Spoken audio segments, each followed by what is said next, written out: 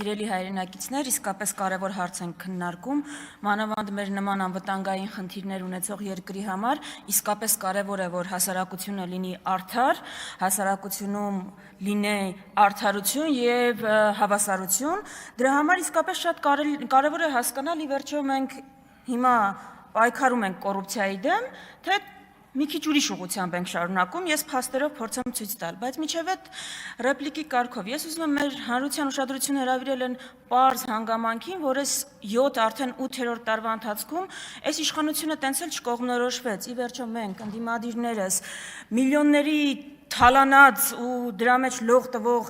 անհատներ ենք ու խմբակցություն ենք, թե 10,000 կամ 30,000 դրամի համար կոճակ սեղմողներ, որ գալիս են գրանցվեն, որ այդ 10,000-ը 30,000-ը չկորցնեն։ Մի հատ կողմնորոշվեք, էլի, մենք հիմա միլիոնների մեջ ենք բանանում, թե կնոպկա ենք սեղմում, որ աշխատավարձից չզրկվենք, ու այս լավագույնից ցույց է տալիս ձեր այդ, գիտեք, այդ ձեր թեզերի փուչ լինելը։ Ուղղակի պահի տակ ինչ սուտ պետք է, այդ սուտը կարող եք ասել։ Հիմա գանք կոռուպցիայի դեմ պայքարին։ Նախ չկա աշխարհում երկիր, որտեղ կոռուպցիա չկա, եւ Հայաստանը բացառություն չի ու չի կարող լինել, եւ չկա աշխարհում երկիր, ով այսինքն ստեղծվել է, այդ իր ճանապարհը անցել է ու չի անցել են ամեն ինչի միջով, ինչ մենք ենք անցել։ Ու մինչև 2018 թվականը մեր պատմությունը գնալով բարելավող պատմություն էր։ Այսինքն նաև այս ասպարեզում կարելի էր բողոքել տեմպերից, այո, բայց մենք 90-ականներին ավելի վատ վիճակում էինք, 2000-ականների 90-ականների համեմատ ավելի լավ վիճակում էինք, 2010-ականներին 2000-ականների համեմատ ավելի լավ վիճակում էինք ու մինչև 18 թվականը։ 18-ին այս մարդիկ եկան, խոստացան արմատախիլ անել կոռուպցիան, որևէ այդպիսի դրվագ դուք չեք տեսնի։ Հիմա եկեք միասին տեսնենք, այս մարդիկ արմատախիլ են արել կոռուպցիան, թե փաթեթավորել են կոռուպցիան, թե այնպես են արել կոռուպցիան, որ ինձ բացահայտելը ավելի դժվար լինի ու ավելի աննկատ դառնա ու ավելի համակարգային դառնա ու ավելի գրագետ դառնա ու արդյոք մեր ժողովրդի պայքարը դրա համար էր։ Այստեղ զեկուցում է կոմիտեի նախագահը, որ անցած տարվա արդյունքների մասին ու ես պարզ թվերով ուղղակի ցույց տամ, էլի 2025-ին քննվել է կոմիտեում, այսինքն նախաձեռնվել է 2000 վարույթ, ավարտվել է 890-ը։ Այդ 890-ից ես վստահ եմ, տասնյակների մասին դուք հմեկով ահասարսուռ ռեպորտաժներ եք տեսել։ Այսքան գույք են բանանում պատրաստվում բռնագանձել, այսքան միլիոնների դրամ է պահանջում դատախազությունը։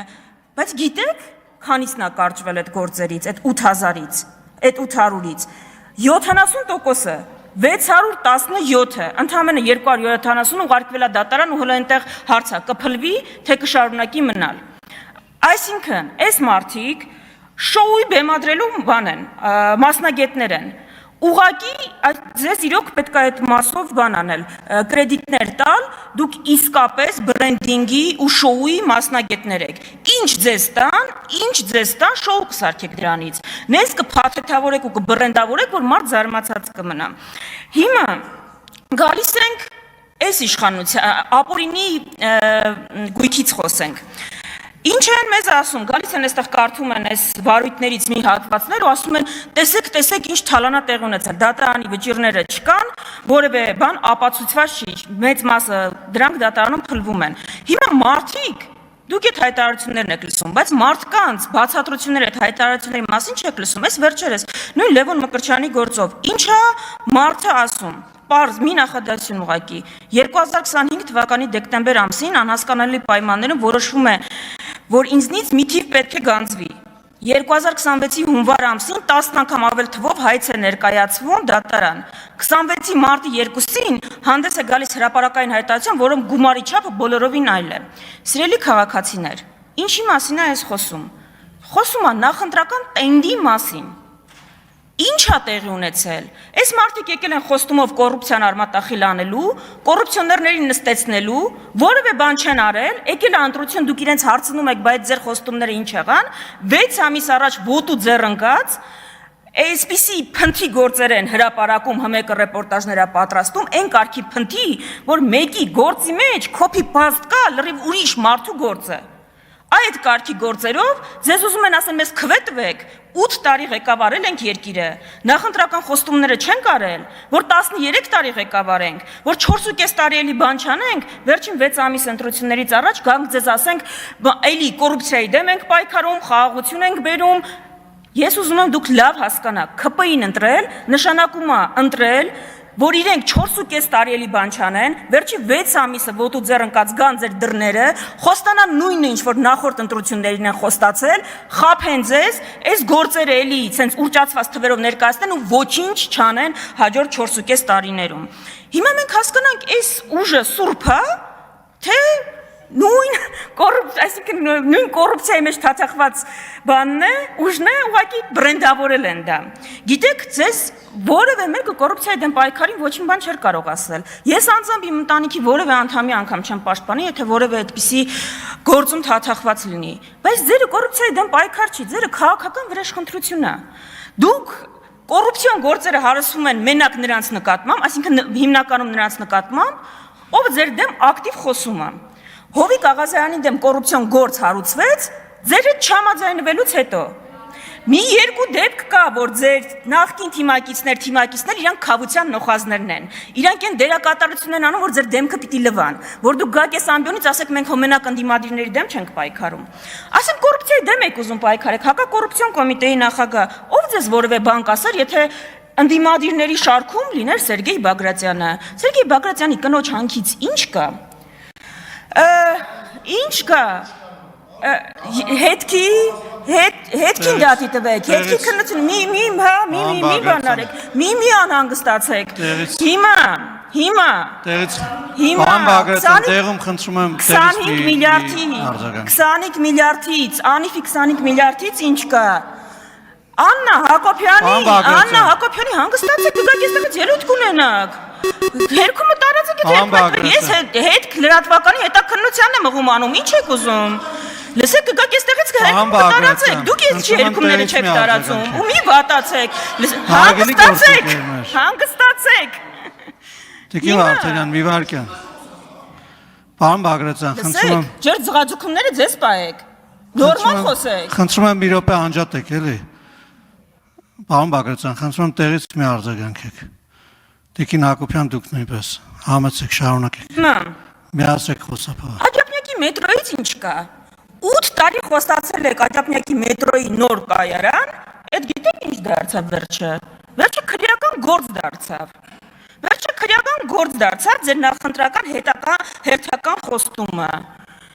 Այն օլիգարխների դեմ որ հայտարարում եք պայքարում են, ո՞նց եք պայքարում։ Իրանց հարկային ու մաքսային արտոնություններ տալով, հետո իրանք մուծվում են Իմ քայլը հիմնադրամին, հետո Իմ քայլը հիմնադրամը անվճար դասընթացներ է անում, ու բան է անում, կրթաթոշակային ծրագիր է անում, նախընտրական տարում, այդ են, ցեք պայքարում կոռուպցիայի դեմ, սա կոռուպցիա է, թե կոռուպցիայի փաթեթավորում է, ուղղակի ավելի սիրուն է հիմա ձեր կոռուպցիան, հա, դրեհիկ տեսք չունի, այսինքն ձեր խնդիրը էդ էր, բայց ժողովրդին ասեք, որ գալու եք փաթեթավորեք, բրենդինգային ընկերություն եք, դա ասեք դուք,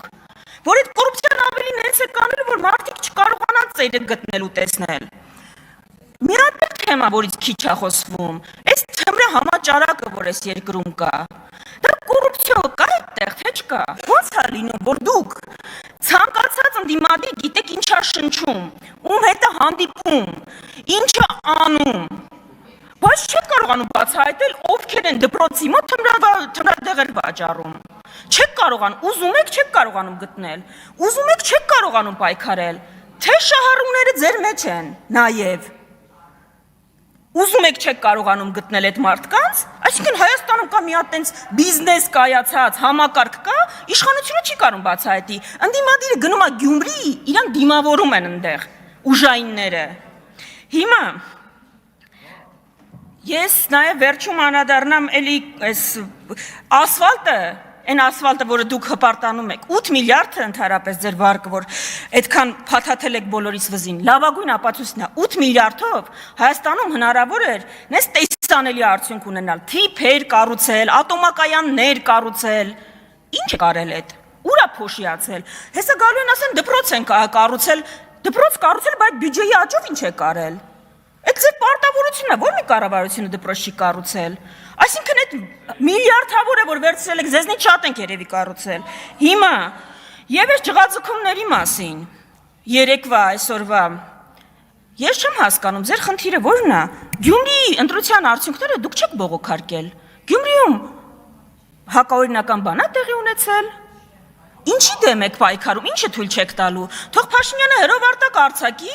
որ Հայաստանում արգելված են, ինձ ընդհատել են, հիմա կավարտեմ։ Որ Ես եմ որոշում